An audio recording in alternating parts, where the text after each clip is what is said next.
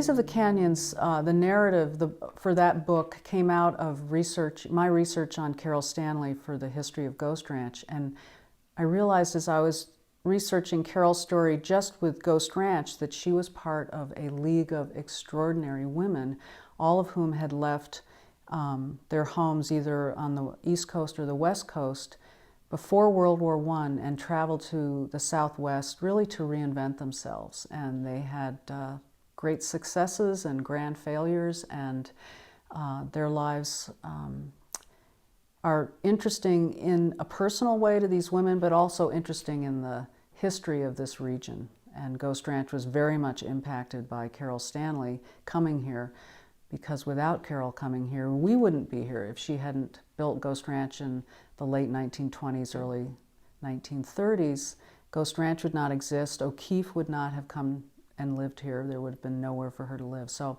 Carol's story is of historical importance. But to women, it's also, I think, personally interesting. It just shows what a woman alone, forging into a new place, what it was like.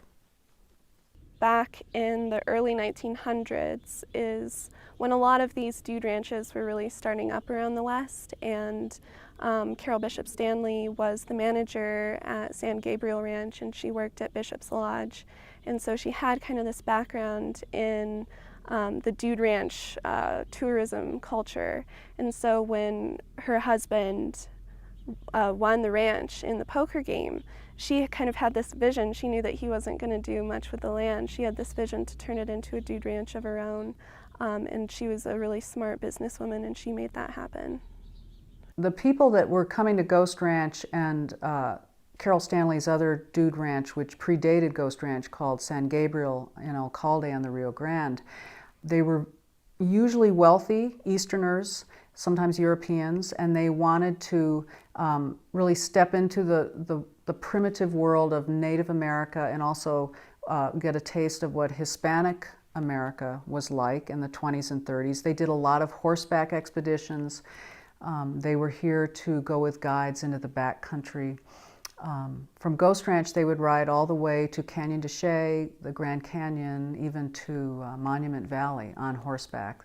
They'd often take the train back from Gallup, but they would be out several weeks. So a guest ranch was a way for city slickers to step into the southwestern outback with guides and comfortable quarters while they were staying at Ghost Ranch, and then they would have these wonderful camping wranglers that would take them into the backcountry. I mean, things were made tough back then. They were more interested in the durability and the quality than keeping the costs down. All the stress points were heavily reinforced with either heavy stitching, bar stitches, or rivets. The items were meant to last. That's why we still have them here today, almost 100 years later.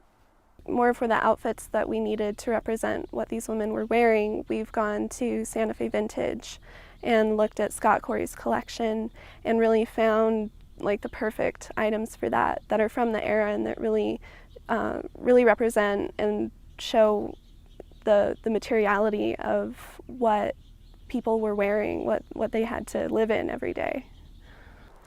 And I'm going to show you a few of the items that we have for the Ladies of the Canyon exhibit. Now these boots are actually from the 1920s. These boots were used by men and women for hiking, for hunting, for outdoor activities, for riding. This was the go-to boot right here. This here is a riding skirt for a woman. It actually has pants in it as well for each leg, and it's made with heavy cotton and almost an untreated canvas. This was a fantastic, durable riding outfit. These are also from the 1920s.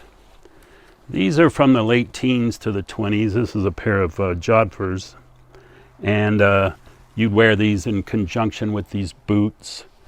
These were also for riding and for the outdoor activities and hunting and the like. Ghost Ranch is famous for its landscape. O'Keeffe certainly captured it, and the world knows the landscape of Ghost Ranch because of O'Keeffe's paintings. It's the beginning of the Colorado Plateau, so it has the beautiful colors and exposed landscape and really bald mesas and buttes and spires and that the Colorado Plateau has. And it's wild and large and big, and the sky's big, and even today you find that sense of remoteness and a pristine landscape at Ghost Ranch and in northern New Mexico.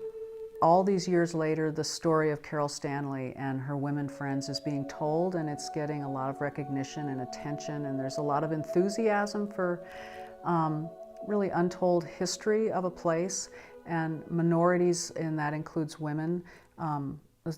Our stories aren't really told yet, they're just emerging, and for Ghost Ranch now to be so excited about the story of Ghost Ranch, who is their founder, I think it's wonderful. I'm glad to be the storyteller and to bring her story and her friends to the world.